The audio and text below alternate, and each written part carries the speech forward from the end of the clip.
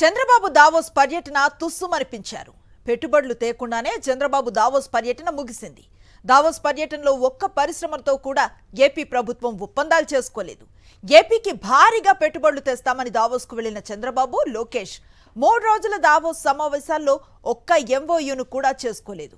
మహారాష్ట్ర ప్రభుత్వం 15.7 లక్షల కోట్ల రూపాయల పెట్టుబడులకు ఎంఓయూలు చేసుకోగా, తెలంగాణ ప్రభుత్వం 1.32 లక్షల కోట్ల పెట్టుబడులకు ఎంఓయూలు చేసుకుంది. ఏపీ ప్రభుత్వంతో మాత్రం పారిశ్రామికవేత్తలెవ్వరూ ఎంఓయూ చేసుకోలేదు. ఎంఓయూలు లేకుండానే చంద్రబాబు దావోస్ పర్యటన పబ్లిసిటీకే పరిమితమైంది. చంద్రబాబు దావోస్ పర్యటన తుస్సుమనిపించారు. పెట్టుబడులు లేకుండానే చంద్రబాబు దావోస్ పర్యటన ముగిసింది. దావోస్ పర్యటనలో ఒక్క పరిశ్రమతో కూడా ఏపీ ప్రభుత్వం ఒప్పందాలు చేసుకోలేదు. ఏపీకి భారీగా పెట్టుబడులు తెస్తామని దావోస్కు వెళ్లిన చంద్రబాబు, లోకేష్ 3 రోజుల దావోస్ సమావేశాల్లో ఒక్క ఎంఓయూ కూడా చేసుకోలేదు. మహారాష్ట్ర ప్రభుత్వం 15.7 లక్షల కోట్ల రూపాయల పెట్టుబడులకు ఎంఓయూలు చేసుకోగా, తెలంగాణ ప్రభుత్వం 1.32 లక్షల కోట్ల పెట్టుబడులకు ఎంఓయూలు చేసుకుంది. ఏపీ ప్రభుత్వంతో మాత్రం పారిశ్రామికవేత్తలెవ్వరూ ఎంఓయూను చేసుకోలేదు.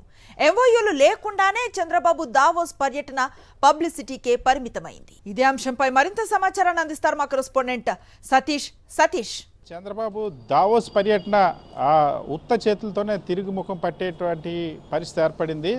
3 రోజుల పాటు దావోస్లో పర్యటించినటువంటి ముఖ్యమంత్రి చంద్రబాబు, మంత్రి నారా లోకేష్లు కొద్దిసేపటి క్రితమే దావోస్ నుండి ఆంధ్రప్రదేశ్కు తిరుగుముఖం పట్టారు. అయితే ఇతర రాష్ట్రాల ముఖ్యమంత్రులు దావోస్ పర్యటనకు వెళ్ళి వివిధ రాష్ట్రాలకు సంబంధించినటువంటి పారిశ్రామికవేత్తలతో, వివిధ రంగాలకు సంబంధించినటువంటి పారిశ్రామికవేత్తలతో భేటీ అవడమే కాకుండా ఆ రాష్ట్రాలకు సంబంధించినటువంటి ఇన్వెస్ట్మెంట్స్ కోసం కొన్ని ఎంఓయూలు కూడా చేసుకున్నటువంటి పరిస్థితి. కానీ ఆంధ్రప్రదేశ్ ముఖ్యమంత్రి చంద్రబాబు నాయుడు కానీ, మంత్రి నారా లోకేష్ కానీ ఆంధ్రప్రదేశ్ రాష్ట్రానికి ఒక్కటంటే ఒక్క ఇన్వెస్ట్మెంట్ని కూడా ఈ దావోస్ పర్యటన సందర్భంగా సాధించలేకపోయారు.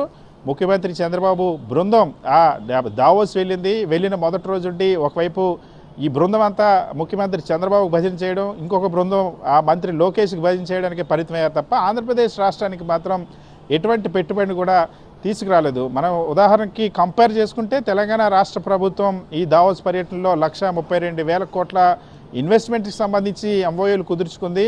ఆ రాష్ట్రానికి సంబంధించినటువంటి అధికారులు, ముఖ్యమంత్రి కూడా అక్కడ హాజరయ్యారు. అదేవిధంగా మహారాష్ట్రకి సంబంధించి మనం చూస్తే 15.7 లక్షల కోట్ల పెట్టుబడులకు సంబంధించినటువంటి ఎంఓయూలు ఇదే దావోస్ పర్యటనలో కుదుర్చుకున్నటువంటి పరిస్థితి. కానీ ఆంధ్రప్రదేశ్ రాష్ట్రానికి సంబంధించినంత వరకు మాత్రం అటు ఎనర్జీ సెక్టార్లో కానీ, ఇండస్ట్రీ సెక్టార్లో కానీ, ఇన్ఫ్రాస్ట్రక్చర్ సెక్టార్లో కానీ, ఎలక్ట్రానిక్ సెక్టార్లో కానీ, ఐటీ సెక్టార్లో కానీ ఏ సెక్టార్లో కూడా ఆంధ్రప్రదేశ్ రాష్ట్రం ఇన్వెస్ట్మెంట్కి సంబంధించి ఒక్కటంటే ఒక్క ఎంఓయూ కూడా కుదుర్చుకోలేక చతికిలు పడి వచ్చినటువంటి పరిస్థితి. ముఖ్యమంత్రి చంద్రబాబు దావోస్ పర్యటనకు వెళ్ళడానికి ముందు దీనికి భారీ ఎత్తున హైప్ ఇచ్చారు ముఖ్యమంత్రి చంద్రబాబు. అంతేకాకుండా ప్రత్యేకించి నారా లోకేష్ని ఈ దావోస్ పర్యటన ద్వారా భవిష్యత్తులో డిప్యూటీ సీఎం కలలు కంటున్నటువంటి నారా లోకేష్ ఖచ్చితంగా దానికోసం ఒక బ్రాండ్ పెంచుకోవడం కోసం, ప్రమోట్ చేసుకోవడానికి చాలా పెద్ద స్కెచ్ చేశారు. ఇందుకోసం జాతీయ మీడియాను కూడా 3 కోట్లు రాష్ట్ర ప్రభుత్వ ప్రజలు డబ్బులు ఇచ్చి జాతీయ మీడియాను కూడా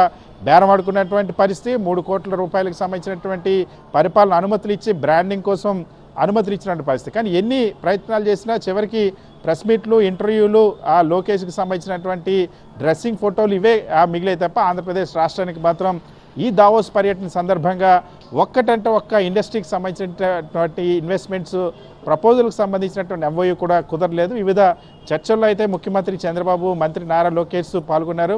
బిల్ గేట్స్తో చంద్రబాబు భేటీ అయినట్టు మంచి పబ్లిసిటీ అయితే చేసుకున్నారు. కానీ అటు మైక్రోసాఫ్ట్ నుండి కానీ లేకపోతే ఇతర ఏ ఇన్వెస్ట్మెంట్కి సంబంధించి కూడా ఎంఓయూ చేసుకోలేదు. సో దావోస్ పర్యటనకి వెళ్ళి 4 రోజుల పాటు దాదాపుగా అక్కడ ఉండి మొదటి రోజే మంత్రి నారా లోకేష్ దావోస్ పర్యటనకు వెళ్ళినప్పుడు రెడ్ బుక్ గురించి ప్రస్తావించి పారిశ్రామికవేత్తలకు ఒక తప్పుడు సందేశాన్ని ఇచ్చారు. మరొక వైపు industries minister TG Bharat Davos పర్యటనకి ఎందుకు వెళ్ళారో కూడా అర్థం కానట్టుగా మంత్రి లోకేష్ భవిష్యత్తులో ఎవరు అవునన్నా కాదన్న భవిష్యత్తులో ముఖ్యమంత్రి అంటూ అక్కడ లోకేష్ భజన చేశారు. సో ఈ ప్రభుత్వానికి ఉన్నటువంటి ప్రయారిటీస్ ఏంటి, ఈ ప్రభుత్వంలో లా అండ్ ఆర్డర్ ఎలా ఉంటుంది, ఈ ప్రభుత్వం ఏ కాన్సెప్ట్తో పనిచేస్తుంది అన్న విషయం ఇక్కడే వీళ్ళిద్దరు మాటలు బట్టి అర్థమవుతుంది. సో అందుకనే ఇన్వెస్టర్స్ కూడా ఆసక్తి చూపినట్టుగా లేదు. సో ఆంధ్రప్రదేశ్ రాష్ట్రానికి ఎటువంటి ఆ ఇన్వెస్ట్మెంట్కి సంబంధించినటువంటి ఎంఓయూ కూడా ఒక్క ఎంఓయూ కూడా కుదుర్చుకోకుండానే ముఖ్యమంత్రి చంద్రబాబు, మంత్రి నారా లోకేష్లు అన్నది వెనుదిరగడం అనేది ఇప్పుడు తీవ్ర చర్చనీయాంశంగా మారింది. తెలంగాణ 1,32,000 కోట్లు, మహారాష్ట్ర 15.7 లక్షల కోట్ల ఇన్వెస్ట్మెంట్ సంబంధించిన ఎంఓయూలు కుదుర్చుకుంటే ఆంధ్రప్రదేశ్ ముఖ్యమంత్రి చంద్రబాబు, ఆయన కుమారుడు నారా లోకేష్, డిప్యూటీ సీఎం పవన్ కళ్యాణ్ని సైతం పక్కన పెట్టేసి మరి దావోస్ పర్యటనకు వెళ్ళారు. ఒక్క ఎంఓయూ కూడా కుదుర్చుకోకుండా కనీసం ఒక 1,000 కోట్ల ఇన్వెస్ట్మెంట్కి సంబంధించి కూడా ఎంఓయూ కుదుర్చుకోకపోవడం అన్నది ఈ పర్యటన, దావోస్ పర్యటన ఘోరంగా ఫెయిల్ అయింది అన్నటువంటి ఒక అభిప్రాయాన్ని అటు అధికారుల్లోనూ అది ఉద్యోగుల్లో కూడా రాష్ట్ర వ్యాప్తంగా కూడా ఈ అంశం పైన చర్చ జరుగుతున్నటువంటి పరిస్థితి. Thank you Satish.